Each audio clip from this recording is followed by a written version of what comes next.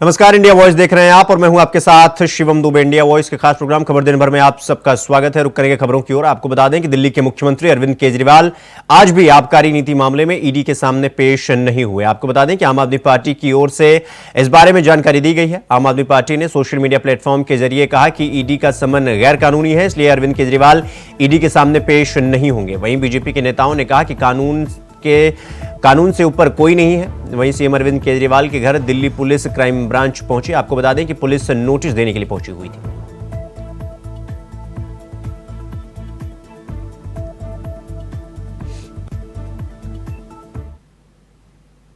उत्तर प्रदेश के वाराणसी जिला कोर्ट के आदेश के बाद ज्ञानवापी परिसर स्थित व्यास जी तहखाने में पूजा पाठ शुरू हो गई है। जिला कोर्ट के आदेश के खिलाफ मस्जिद पक्ष इलाहाबाद हाईकोर्ट पहुंचा हुआ था, लेकिन उन्हें वहां से राहत नहीं मिली। इसलिए मुस्लिम पक्ष की एक तरफ से चूक है। वहीं चूक यह भी है कि मुस्लिम पक्ष 17 जनवरी 2024 के आदेश को चुनौती देने के बजाय ज्ञानवापी में पूजा रोकने की मांग करने कोर्ट पहुंचा हुआ था। इलाहाबाद हाईकोर्ट ने अब मुस्लिम पक्ष से अपनी याचिका में संशोधन करने को कहा है। आपको बता दें कि अब अगली सुनवाई 6 फरवरी को होगी।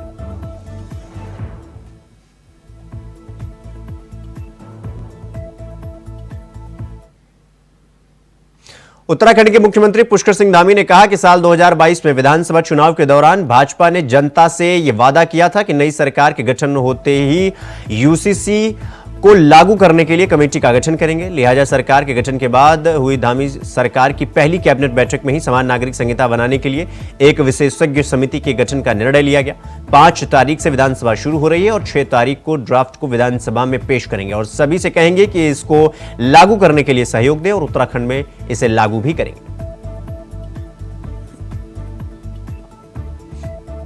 क्या कि हम तो कहेंगे कि क्योंकि हम किसी के विरोध के लिए नहीं लाए हैं, किसी को टारगेट करने के लिए नहीं लाए हैं और मैं उत्तराखंड की देवतुल्य जनता को उनका दिल से धन्यवाद देना चाहता हूं, आभार व्यक्त करना चाहता हूं कि हमने उनके सामने संकल्प रखा। ये हमारा चुनाव का संकल्प था, हमारा वायदा था कि नई सरकार के गठन होते ही हम यूसीसी लागू करने की दिशा में आगे बढ़ेंगे।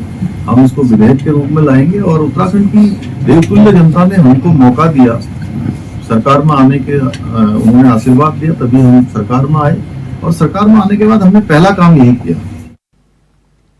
यूपी के बजट सत्र से पहले सीएम योगी आदित्यनाथ ने अयोध्या में प्रभु राम की भव्य प्राण प्रतिष्ठा सकुशल संपन्न होने की बधाई देते हुए कहा कि 2024 में शुरू हो रहे विधानसभा सत्र के सभी सदस्यों का स्वागत करता हूं और बताया कि विधानसभा सत्र का शुभारंभ राज्यपाल के अभिभाषण से होगा। और क्या कुछ कहा, आइए आपको सुनवाते हैं। और आज से प्रारंभ हो रहे वर्ष 2024 के उत्तर प्रदेश विधानमंडल सत्र शुभारंभ के अवसर पर सभी माननीय सदस्यों का भी मैं हृदय से स्वागत करता हूं। सत्र का शुभारंभ अभी कुछ देर बाद माननीय राज्यपाल जी के अभिभाषण से होगा। अभिभाषण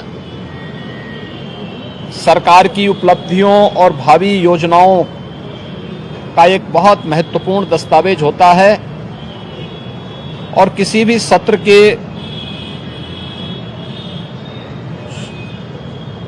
वर्ष के शुभारंभ का पहला जो बिजनेस होता है वह विधानमंडल में माननीय राज्यपाल के भाषण से ही शुरू होता है। बजट सत्र है तो वर्ष 2024-25 का बजट भी इस दौरान उत्तर प्रदेश विधानमंडल में प्रस्तुत होगा। दलीय नेताओं से संबंधित बैठक और उससे पूर्व बिजनेस एडवाइजरी कमेटी की बैठक भी संपन्न होकर के जो कार्ययोजनाएं तय हुई हैं उसके अनुसार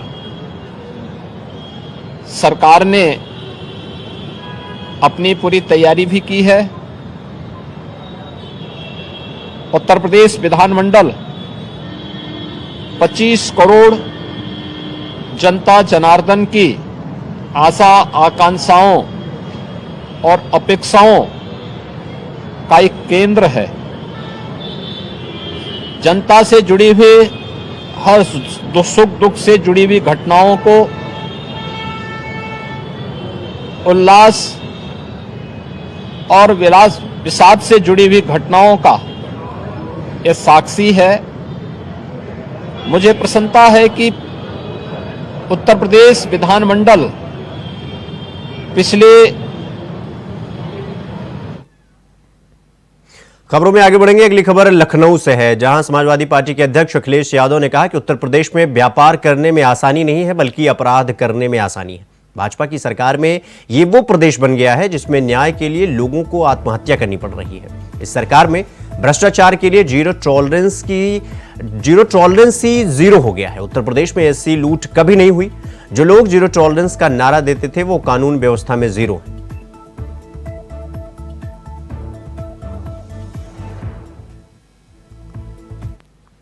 जो आज का अभिभाषण हुआ है ये सरकारी दस्तावेज है जो सरकार भेजती है। जो तमाम तरह की बातें कही गई हैं, ease of doing business, Uttar Pradesh में ईज ऑफ डूइंग बिजनेस नहीं है, ईज ऑफ डूइंग क्राइम है, और जिसका परिणाम हमें आंकड़ों में दिखाई दे रहा है। महिलाएं, बेटियां सबसे ज्यादा सुरक्षित हैं। जो लोग कह रहे हैं कि जीरो टॉलरेंस हुआ करप्शन को लेकर के, ये वो प्रदेश बन गया है भारतीय जनता पार्टी की सरकार में जिसमें लोगों को न्याय के लिए आत्महत्या करनी पड़ रही है। लोग अपने ऊपर तेल डाल करके कभी थाने में जा रहे हैं, तहसील में जा रहे हैं, जो अपनी जान नहीं बचा पा रहे हैं। इस सरकार में जीरो टॉलरेंस करप्शन के लिए, जीरो टॉलरेंस जीरो हो गई है। करप्शन में जीरो, जो लगातार करप्शन बढ़ रहा है, आप किसी से जानकारी कर लीजिए, उत्तर प्रदेश में ऐसी लूट कभी नहीं हुई।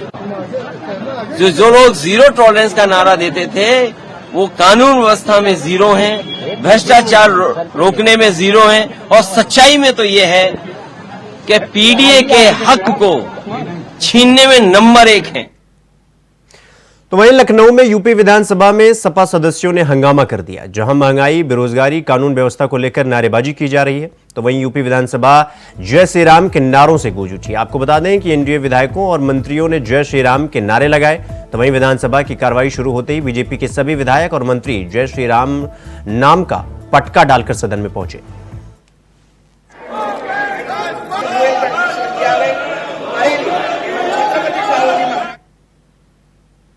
पटियाला में चुनाव के दौरान 2 वकीलों और बार एसोसिएशन पर हुए हमले के दोषियों के विरोध में बार एसोसिएशन फतेहगढ़ साहिब के प्रधान अमरदीप सिंह धरनी के नेतृत्व में वकीलों ने शुक्रवार को हड़ताल कर दिया। वहीं इस मौके पर बोलते हुए डिस्ट्रिक्ट बार एसोसिएशन के अध्यक्ष अमरदीप सिंह धरनी ने कहा कि पटियाला में 2 वकीलों पर हुए हमले में पुलिस आरोपियों के खिलाफ कोई कार्रवाई नहीं कर रही है। यहां तक कि जो धाराएं उक्त आरोपियों पर लगनी चाहिए थी उनमें भी बदलाव कर दिया गया है, जिसकी वे निंदा करते हैं।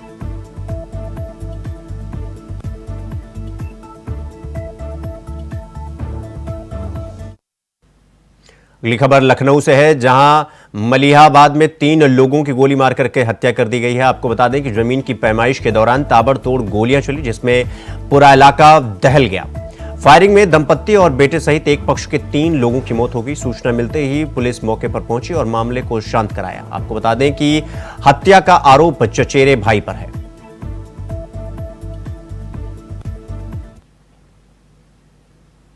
अगली खबर पटियाला से है, जहां शिरोमणि अकाली दल बादल के सीनियर नेता पटियाला एसआईटी के सामने पेश होने के लिए पहुंचे। साथ ही मजीठिया के करीबियों को भी एसआईटी ने सम्मन भेजा। आपको बता दें कि सभी पटियाला एसआईटी के सामने पेश होंगे।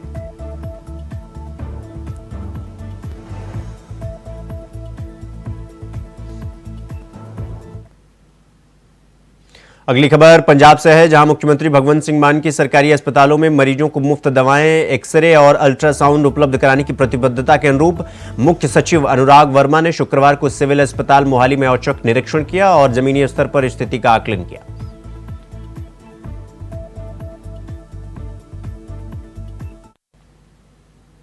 लोकसभा चुनाव नजदीक है और हर नेता अपनी पार्टी को मजबूत करने में लगा हुआ है। वहीं करनाल में भूपेंद्र सिंह हुड्डा पहुंचे हुए थे, जहां पर वो राजनीतिक मुद्दों पर अपनी राय रखते हुए नजर आए। पूर्व मुख्यमंत्री भूपेंद्र सिंह हुड्डा ने कहा कि हरियाणा में 36 बिरादरी ने मन बना लिया है कि हरियाणा में कांग्रेस की सरकार बनेगी। वहीं लोकसभा में भी कांग्रेस की सीट ज्यादा होगी। मनोहर लाल के करनाल में लगातार दौरे पर चुटकी लेते हुए हुड्डा बोले कि 9 साल उनका जो दौरा था वो स्लो रहा, लेकिन अब चुनाव को देखकर तेज हो गया है। 35 नेता हैं जो बीजेपी और जेजेपी छोड़कर कांग्रेस में आ गए।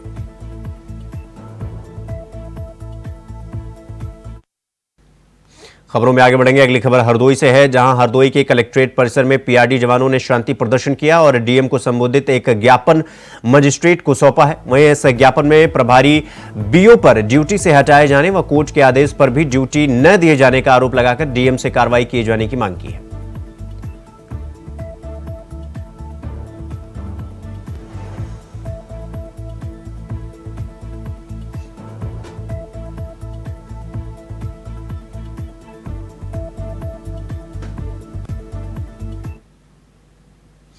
तो वहीं धरना प्रदर्शन में शामिल होने जा रहे पार्टी के प्रदेश अध्यक्ष डॉक्टर सुशील गुप्ता को दिल्ली पुलिस ने उनके आवास से पुलिस हिरासत में ले लिया है, जिसके बाद बताया जा रहा है कि पुलिस द्वारा यह तक भी नहीं बताया गया कि उन्हें कहां ले जाया जा रहा है।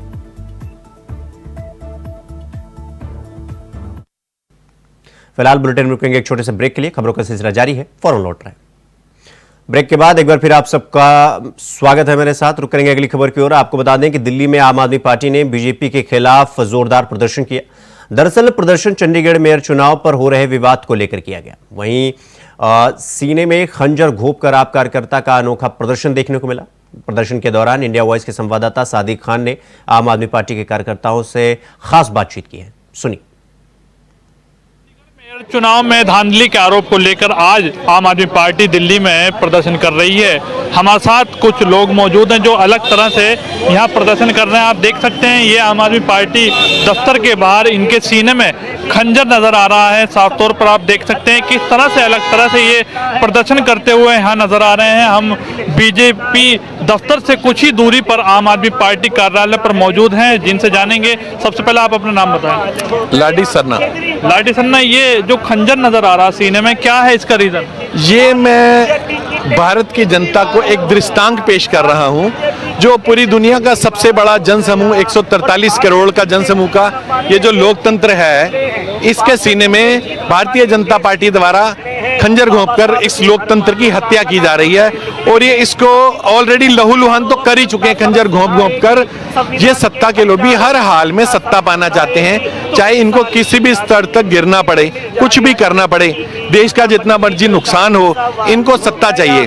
बीजेपी वाले कहना है केजरीवाल डर रहे हैं, 5वां सम्मन दे दिया ईडी ने, पूछताछ के लिए बुला रहे हैं, जा ही नहीं रहे। एक ही चीज को लेकर वो 5वां सम्मन दे चुके हैं। बिना मतलब के नेताओं को उठा कर जेल में डाल रहे हैं। अभी इन्होंने सोरेन जी को भी उठाकर जेल में डाल दिया है। इनकी मंशा तो यह है कि जितने विरोधी हैं सबको उठाकर जेल में डाल दिया जाए और पैक कर दिया जाए और हमारी सत्ता काबिज हो जाए। हम तानाशाह हैं, यहाँ के हम डिक्टेटर हैं और यही तो मैं दिखा रहा हूँ कि लोकतंत्र की हत्या कर रहे हैं। आप शांतिपूर्वक जो सब कर रहे हैं आप सामना कीजिए ना, क्यों नहीं कर रहे हैं? अपनी हार को हार मानिए, मगर ये अपनी हार को हार नहीं मान रहे हैं, ना ये मानना चाहते हैं। और कितने सारे एग्जाम्पल और कितनी बार ये एग्जाम्पल दिखाए जाएंगे, मगर भारत की जनता को एक दिन सब समझ में आ जाएगा। अभी बैलेट पेपर फाड़ते हुए इनके इलेक्शन कमिश्नर को पूरी जनता सोशल मीडिया के माध्यम से देख रही है। बिल्कुल ऐसे ही कहीं ना कहीं ईवीएम में भी बहुत गड़बड़ है, मगर हमारी तुम्हारी निगाह अभी वहां तक पहुंच नहीं पाई है। सिर्फ हमारी सोच काम कर रही है, अभी निगाह नहीं पहुंची है। जिस दिन निगाहें और वीडियो पर ये ईवीएम के चीजें वायरल हो गई, उस दिन भारत की जनता इनको दिखा देगी कि आप किस तरीके से बेईमानी करके भारत पर राज कर रहे हैं और करते थे, और आपने बेईमानी की किस हद को पार किया है। तो आपने देखा कि किस तरह से अनोखी तरह से लोग यहाँ प्रदर्शन कर रहे हैं। बड़ी तादाद में आम आदमी पार्टी के कार्यकर्ता भी पार्टी दफ्तर पर मौजूद हैं। आपने देखा कि किस तरह से इनके सीने में खंजर नजर आ रहा था। अनोखे तरह से लोग यहाँ प्रदर्शन करते हुए नजर आ रहे हैं। वीडियो जर्नलिस्ट आशुक के साथ सादिक खान, इंडिया वॉइस, दिल्ली। दिल्ली में आम आदमी पार्टी ने बीजेपी के खिलाफ जोरदार प्रदर्शन किया। दरअसल प्रदर्शन चंडीगढ़ मेयर चुनाव पर हो रहे विवाद को लेकर किया गया। वहीं प्रदर्शन के दौरान इंडिया वॉइस के संवाददाता सादिक खान ने दिल्ली की डिप्टी स्पीकर राखी बिरला से खास बातचीत की है, सुनिए। चंडीगढ़ मेयर चुनाव में धांधली का आम आदमी पार्टी भाजपा पर आरोप लगा रही है। उसी को लेकर आज आम आदमी पार्टी ने दिल्ली में एक बड़ा प्रदर्शन किया। हमारे साथ दिल्ली की डिप्टी स्पीकर राखी बिरला जी मौजूद हैं। राखी जी, आज आप पार्टी ऑफिस से निकले बीजेपी मुख्यालय के लिए, लेकिन नहीं पहुंच पाए। तानाशाही विपक्ष की आवाज़ को कैसे सड़क पे भी जो है चुप कराने का प्रयास है, चुनी हुई सरकारों के माध्यम से भी किस प्रकार से जो है चुप कराने का प्रयास है। पूर्ण रूप से जो है इसको देखा जा सकता है कि सत्ता के नशे में ये लोग चूर हैं, सरकारी तंत्रों का दुरुपयोग कर रहे हैं, लोकतंत्र की हत्या कर रहे हैं और विपक्षी लोग अपनी आवाज़ ना उठा सके सदन के अंदर सदन के बाहर, उसके लिए पूर्ण रूप से तैयार हैं। तो जिस तरह से आज आप जा रहे थे, बड़ी तादाद में लोग भी हम मौजूद थे, बताया जा रहा है कि आपके नेताओं के द्वारा लोगों को रोका गया, गिरफ्तारी भी हुई। मैंने बताया ना कि किस प्रकार से सरकारी संस्थाओं का दुरुपयोग, जितनी पुलिस प्रशासन के लोगों को बीती रात से इन्होंने तमाम मंत्रियों के घर, तमाम विधायकों के घर, तमाम बड़े नेताओं के घरों के आगे रखा है। अगर वो सारे के सारा प्रशासन हमारी चौक चौराहे पर बहन बेटियों की सुरक्षा के बंदोबस्त के लिए लगाया जाता तो मुझे लगता है वास्तव में कोई चुनी हुई सरकार काम कर रही है। लेकिन जिस प्रकार से मोदी सरकार काम कर रही है तो वो पूर्ण रूप से तानाशाही है और अपनी सत्ता का दुरुपयोग है। राखी जी, इधर आम आदमी पार्टी प्रदर्शन कर रही है, उधर भाजपा आम आदमी के खिलाफ पूरा प्रदर्शन कर रहा है, कहना है कि ईडी से बच रहे हैं, सवालों से बच रहे हैं केजरीवाल। देखिए, जो संविधान की हत्या करने वाले लोग हैं, जो लोकतंत्र की हत्या करने वाले लोग हैं, उनको आंदोलन करने का कोई अधिकार नहीं है। वो तो वैसे ही जो है विपक्ष की आवाज़ को दबाने का प्रयास कर रहे हैं, चुनी हुई सरकार को, चलती हुई एक बढ़िया सरकार को तोड़ने का काम कर रहे हैं या उसको पंगु बनाने का काम कर रहे हैं। तो वास्तव में अगर वो लोकतंत्र के लिए कोई संघर्ष कर रहा है, लोकतंत्र के लिए कोई आवाज़ बुलंद कर रहा है, तो वो तमाम विपक्ष के वो लोग हैं जो मजबूती से इनकी तानाशाही के खिलाफ आवाज़ उठा रहे हैं, इनकी सत्ता के नशे को तोड़ने के लिए प्रयासरत सड़कों पर आंदोलन के माध्यम से नजर आ रहे हैं। धन्यवाद। तो ये थी हमारे साथ दिल्ली की डिप्टी स्पीकर राखी बिल्ला, जिन्होंने साफ तौर पर कहा है कि भारतीय जनता पार्टी जो है आम आदमी पार्टी की आवाज़ को दबाने का काम कर रहे हैं, लेकिन आम आदमी पार्टी का आंदोलन लगातार इसी तरह से जारी रहेगा। वीडियो जर्नलिस्ट आशू के साथ सादिक खान, इंडिया वॉइस, दिल्ली। खबरों में आगे बढ़ेंगे। अगली खबर चंदौली से है, जहां चहनिया क्षेत्र के सराय वाया महुआरी खास तक बने नवनिर्मित मार्ग बनने के महज 20 दिन के अंदर ही उखड़ने लगा है। आपको बता दें, न सिर्फ मार्ग उखड़ने लगा है बल्कि अल्कोहल युक्त महीन गिट्टी भी बिखरने लगी है, जिसको लेकर लोगों में भारी आक्रोश व्याप्त है। तो वहीं अब लोगों का यह भी कहना है कि संबंधित विभाग पर जांच की जाए, जिसको लेकर डीएम निखिल टी फुंडे ने उक्त मामले की संज्ञान को लेते हुए कार्रवाई करने की बात कही।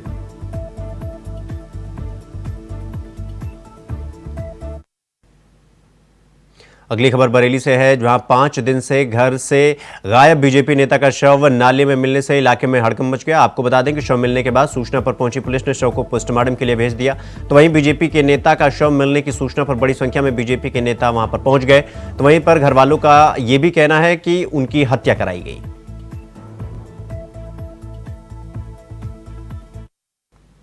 खबर हरदोई से है, जहां मेडिकल कॉलेज के इमरजेंसी की बिजली गायब हो जाने के बाद अस्पताल की पोल खुल गई। आपको बता दें कि मेडिकल कॉलेज में अचानक बिजली जाने के बाद मरीजों का इलाज मोबाइल टॉर्च के सहारे किया जा रहा है।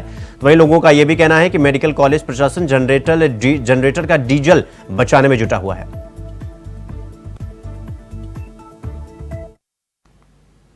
खबर गाजियाबाद से है, जहां गाजियाबाद के जिलाधिकारी राकेश कुमार सिंह का ट्रांसफर होने के बाद आज इंद्र विक्रम सिंह द्वारा नवनियुक्त जिलाधिकारी का चार्ज लिया गया। उसके बाद जिलाधिकारी ने पूरे कलेक्ट्रेट का निरीक्षण करते हुए सभी को स्वच्छता रखते हुए अपने कार्यों में ईमानदारी रखने की बात कही। उसके बाद अपने कार्यालय पर जन शिकायतें सुनी और पत्रकारों को संबोधित करते हुए उन्होंने कहा कि सरकार की सभी योजनाओं को लोगों तक पहुंचाने का कार्य किया जाएगा।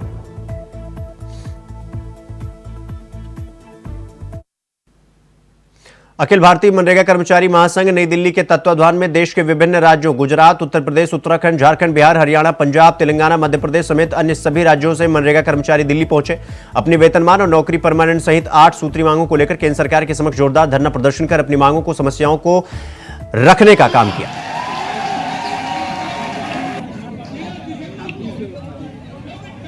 बहुत बहुत धन्यवाद। अगली खबर लखनऊ से है, जहां काकोरी थाना क्षेत्र अंतर्गत ग्राम शिवरी के कूड़ा प्लांट के पास से एक शव बरामद हुआ, जिसके बाद परिजनों ने हत्या की आशंका जताई है और सूचना मिलते ही मौके पर पहुंची पुलिस ने शव को कब्जे में लेकर पोस्टमार्टम के लिए भेज दिया। साथ ही मामला दर्ज करके आगे की कार्रवाई शुरू कर दी गई।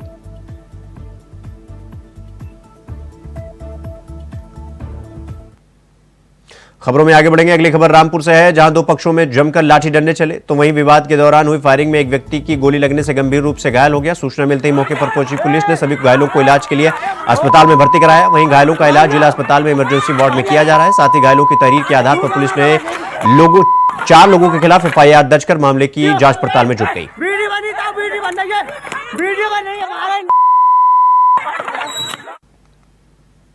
तो वहीं अगली खबर फतेहपुर से है, जहां नशे में दूल्हा दुल्हन ने शादी से इंकार कर दिया। आपको बता दें कि शुरुआती रिवाज के बाद जयमाला नहीं हुई। वहीं दुल्हन के परिजनों ने दूल्हे को बंधक बना लिया। साथ ही परिजन शादी में खर्च रुपए की मांग कर रहे हैं। सूचना मिलते ही मौके पर पहुंची पुलिस मामले की जांच पड़ताल में जुट गई।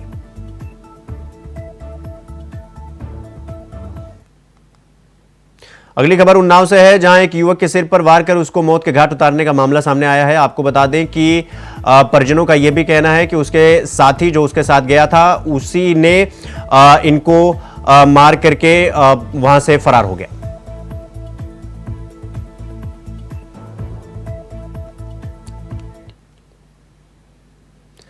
फिलहाल बुलेटिन में रुकेंगे एक छोटे से ब्रेक के लिए। खबरों का सिलसिला जारी है, फौरन लौट रहे हैं।